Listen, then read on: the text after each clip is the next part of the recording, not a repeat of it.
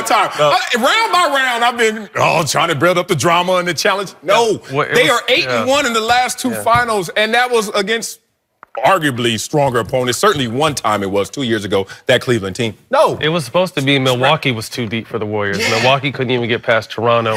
Toronto may win a game. Why? But go ahead. Toronto may win a game or two, but like Rick spoke to earlier, again, experience. You can never underestimate what experience does when it comes to the finals. And the Warriors have too much of it.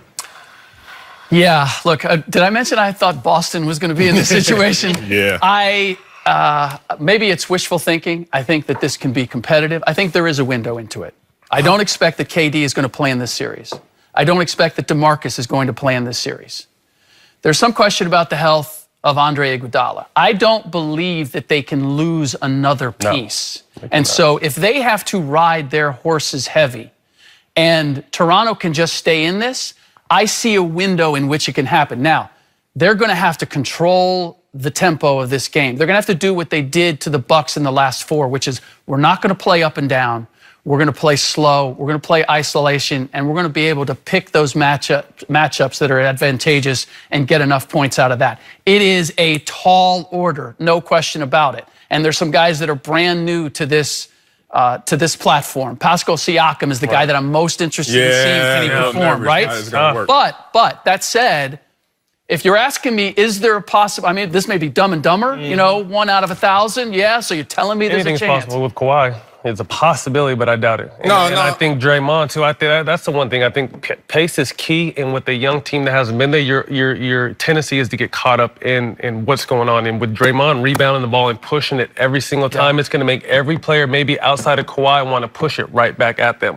You know what I mean? And that's a game they can't play. I heard you say something about Golden State off isolation ball.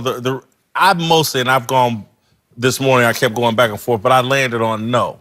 And because that they don't really have a chance. And my thought is that Steph Curry, Klay Thompson, these guys are just going to run around in circles on the offensive end. And Kawhi, it's not going to be a Giannis deal where it's, let me just sit on the top of the key and shut this dude down. Right. These guys are going to run him through so many screens. It's going to affect him on both ends of the court.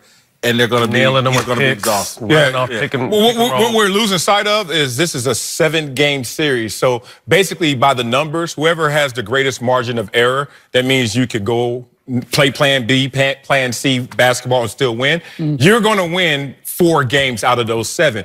The margin of error is too slim for Toronto to win even 1 game, let alone 4 games of 7. Just think about the math. This is not a do-or-die football series. This is a 7-game series. Can they win? And not to mention the rest. The rest is huge for the Warriors. Everyone, you know what I mean? These guys, their core has been going hard all playoffs, you know, minusing a few superstars. So the rest was instrumental for this. Yeah, and starting on the road, I think, is actually a plus for the Warriors. It's the first time, but I think there would be a great tendency to give away a game in the first 2 if they were at home. They're less likely to do that, and now I'm arguing against myself. But that said, look, do I expect the Warriors to win it? Yes. Is it hard for me to imagine Toronto winning 4 games? Yes. But I don't I can see Toronto getting swept. This is a weightlifting competition, and we just saw Kawhi lift the most weight to me in the NBA. And he's impaired right now. He didn't look like he was healthy. And then they're about to put more plates on. We're gonna put Steph on one side and Klay on the other side, and you got to set a world record because if he wins this game, it'll be the most. If he won that series, it'd be the most impressive thing I've seen. And then how many quality defenders are going to be on him as well? Draymond, Iggy, Klay. They're going to keep throwing people at him, and then like you said, he's going to have to chase these guys around the 3-point line, get hit with screens a lot. Lifting analogy came back. It came back. Resurrection. It worked both times. Stick around. Later in the show, we'll give you our latest approval ratings for Kawhi Leonard, and Uncle Jimmy will tell us what he thinks of the Raptors star. Also coming up, we just got a closer look at the Lakers' dysfunction. We'll tell you whose reputation's taking the biggest hit. And don't forget to check us out on the Fox Sports channel on SiriusXM.